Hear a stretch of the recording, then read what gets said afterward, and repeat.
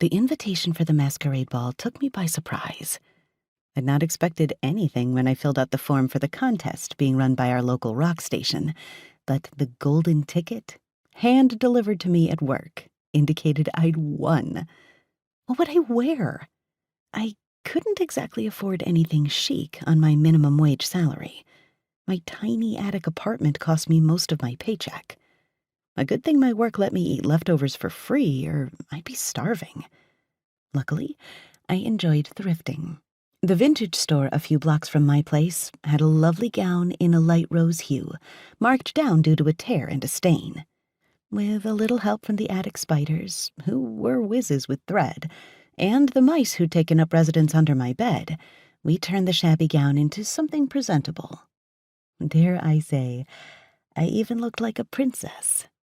So long as no one glanced under the hem to see my battered ballerina flats. Since I couldn't get the day off work, and I still needed to pay rent, I brought my dress with me and hung it in the employee break room. It led to questions and criticism from my coworkers. "How did you get an invite? I can't believe they're going to let you in." "It's probably because she slept with someone." I ignored them all. I'd spent a good portion of my childhood listening to the taunts of my stepmom and stepsisters. I lived by the mantra that being pushed in front of cars and shoved downstairs would break my bones, but words couldn't hurt me. You know what did hurt?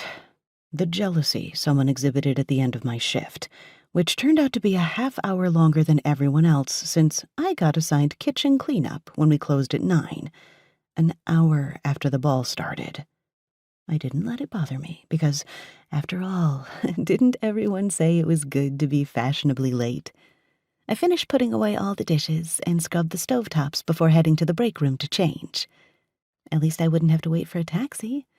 The hotel with the massive ballroom would only be a 10-minute walk. Only, it turned out I wouldn't be going to the ball after all. I stared in shock at my dress, ripped from the hanger and tossed to the floor, trampled and torn.